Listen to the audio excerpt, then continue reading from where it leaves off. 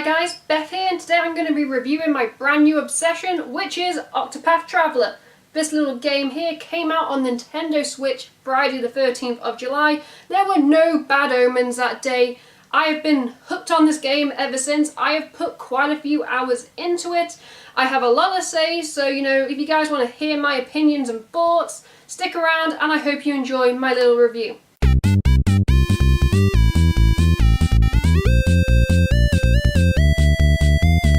In Octopath Traveler, you pick one of 8 characters, to start off your journey before travelling around cities and towns, recruiting and eventually joining up with the 7 remaining heroes. Now for me, I love this aspect of any RPGs because it allows you, to create, a team that has a set combination or a set of skills that are needed to tackle, the next boss fight, the next dungeon, the constant rising danger levels. And once you get, 4 or more of the characters, you can go to a tavern in a town and you can, select out party members and just leave the remaining party members, to drink. That's what I figured out playing this game is I ditched my cleric and was like, yeah, hang around in the pub and I'll pick you up 2 towns down the line. This ever-changing combination, never makes battles dull. Because you might go into a fight and realise, oh no, I need a hunter who can have a bow and arrow.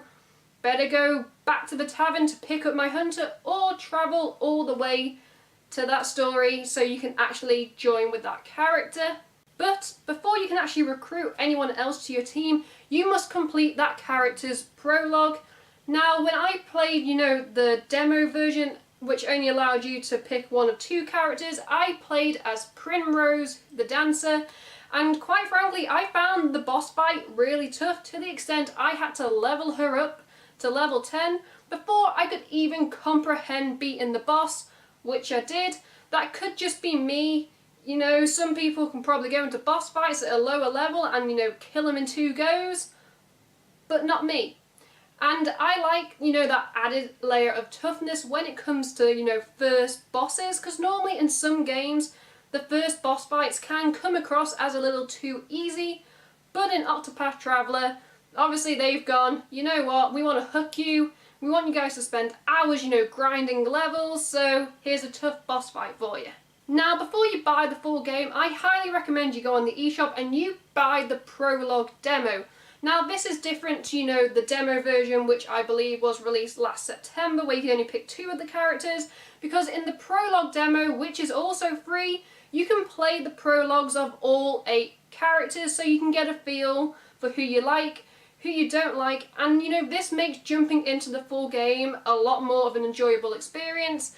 And also because the save data from your prologue demo carries over to the full game so you can just jump in, where you left off, which means you don't have to start from scratch, which can be really infuriating sometimes in games where they make you start again after grinding so many levels and buying so many healing grapes. Now I know what you guys are thinking, what is it like docked and undocked? I have played this game both docked and undocked, and quite frankly I can't really tell the difference. The whole game has like a cinematic vibe to it, so it looks amazing when it's on a big screen and you see all the graphics and the sounds and like the special effects.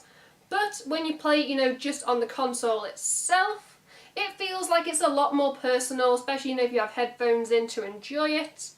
I play a lot of RPGs, and nowadays a lot of modern ones, they like to have the clean cut graphics. Dragon Quest, I'm looking at you. But Octopath Traveler, this JRPG, is different. It has an old school retro 2D pixel effect, which appeals to both classic fans and new fans like myself. I'm going to be honest, when I first saw the trailer for this game, as soon as I saw like the little pixels, I was like, oh, this game's not going to be very high quality. But the more I play it, those pixel fights are visually pleasing, and quite frankly, I take back all negative comments I had. I love the art style and the approach that they took in this game. I've already touched on difficulty in this review, but I have more to say on this. Some of the prologues I really struggled to complete, just with that core 1 character, But when I was able to add, a second, or a third character into the mix, it made tackling that boss fight, a little bit easier.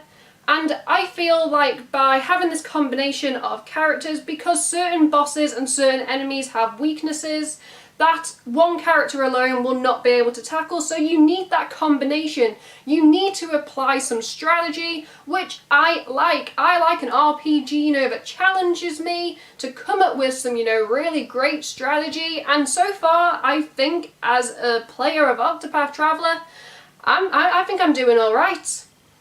Yeah, you guys will never know, but in my mind, I'm doing alright. So yeah, that is another level of difficulty, the strategy going into fights, because you need to break down your enemy, because once you break their shield, your attacks will do more damage, and more damage means you're more likely to kill them, which quite frankly is how most games go, so I don't really know what point I was going there with. Before I end this review, I want to give a shout out to the glorious soundtrack, which is available to buy. It was made by Yasunori Nishiki. Sorry for the butcher, I have never attempted, to say a name like that, so don't hate me in the comments. Each character has an individual, song, which immerses you into their world. And when you travel to different parts of the land, there's different songs, there's different themes, and it just adds like a constant change of elements, unlike, some games where, it has the same repetitive soundtrack where you slowly find yourself going insane. But Octopath Traveler, the soundtrack, I have to give it props. It is probably, if I had to say my favourite thing about the game, it is the soundtrack. And that is very rare for me to say, because normally I can shit on game soundtracks, but Octopath, you've done well.